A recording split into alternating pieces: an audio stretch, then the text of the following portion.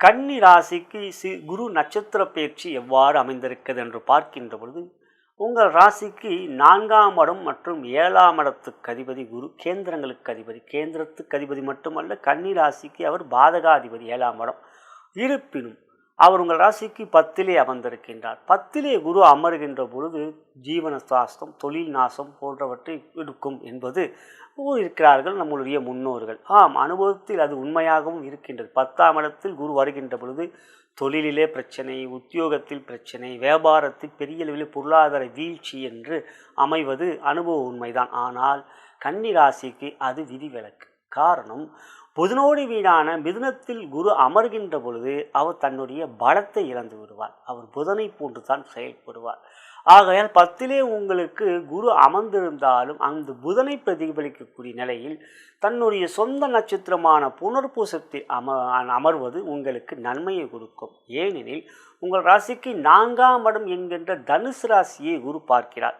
அந்த இடத்தை பார்ப்பதனால் தனுசு ராசி அப்படிங்கிற அந்த வீடு தான் பலம் பெறும். எந்த ஒரு கிரகமும் 2 வீடுகளை கொண்டது எல்லா கிரகங்களும். ராகு கேதுக்கு வீடு கிடையாது. சூரியனுக்கும் சந்திரனுக்கும் ஒரு வீடு தான்.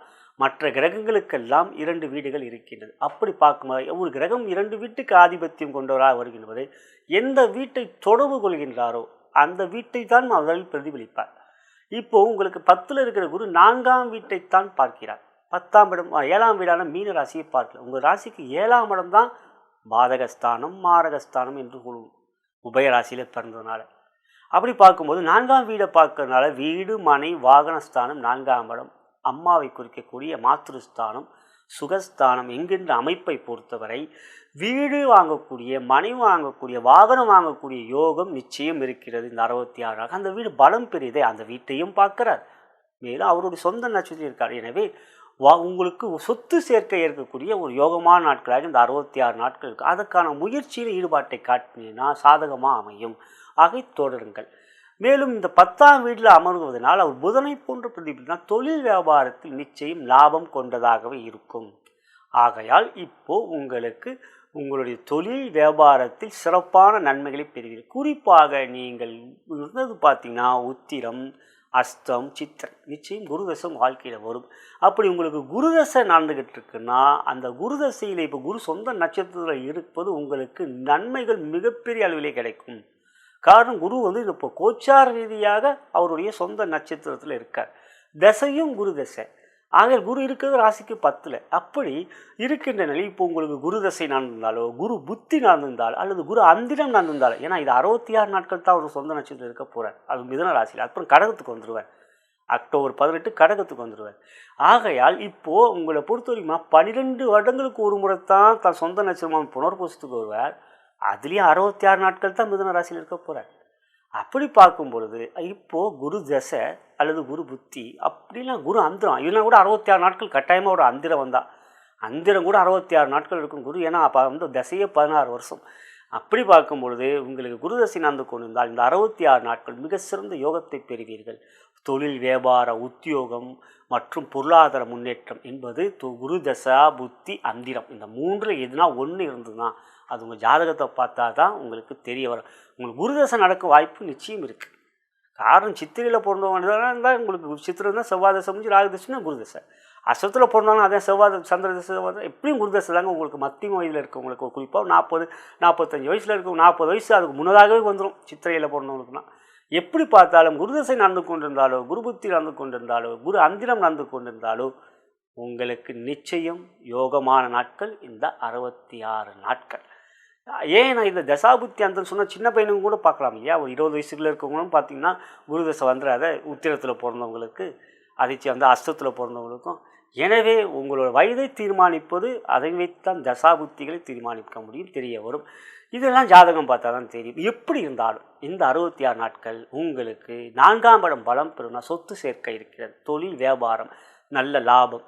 அந்த தொழில் வியாபாரத்துக்கு தேவையான உபகரணங்கள், அதாவது ஒரு வியாபாரத்துக்கு தேவையான ஒரு விஸ்தீகரிப்பு பண்ணுறது, இடத்த கொஞ்சம் பெருசாக்குறது அப்படிங்கிற ஒரு சூழ்நிலைகள் அது இன்னும் நல்லது தானே. மக்கள் அதிகமாக நிற்க முடியும் அப்படின்னா இன்னும் வியாபாரம் பெருகும். இப்படி வியாபாரத்தை அதிகப்படுத்த பெருக்க வரக்கூடிய, அதாவது உங்களோட வியாபார விருத்தி செய்யக்கூடிய, தொழில் விருத்தி செய்யக்கூடிய முயற்சியில் ஈடுபடுவீர்கள். அதிலையும் வெற்றிகள் பெறுவீர்கள். உத்தியோகம், வேலை மாற்ற எதிர்பார்த்து கொண்டிருந்தால் அதை ட்ரை பண்ணுங்கள். ஃபாரினுக்கு போகணும்னு முயற்சிக்கிறவங்க இப்போ ட்ரை பண்ணுங்களேன்.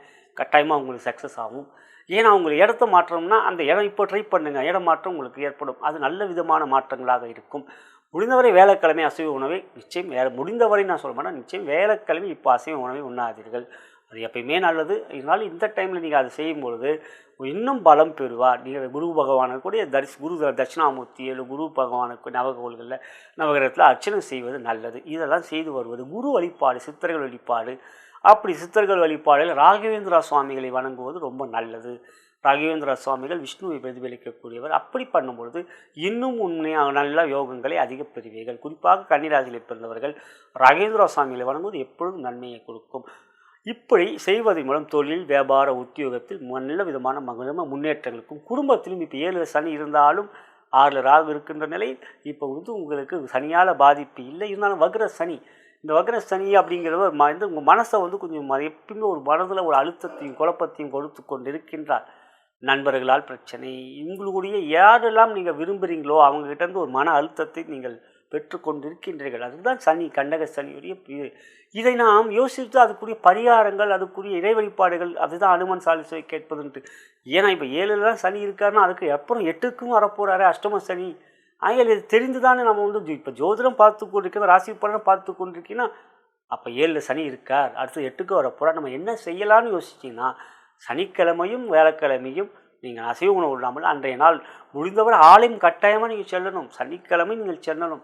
பௌர்ணமி அன்று நீங்கள் சிவனை வணங்குவது அதெல்லாம் உங்களுக்கு ஒரு யோகத்தையும் லாபத்தையும் கொடுக்கும். 11ஆம் இடம் புதனுடைய சந்திரனுடைய வீடு.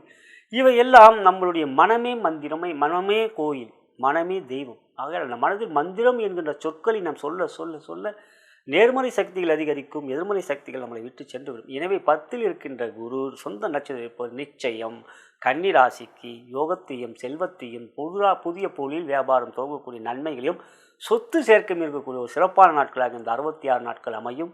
நலம் பெறுக, வளம் பெறுக.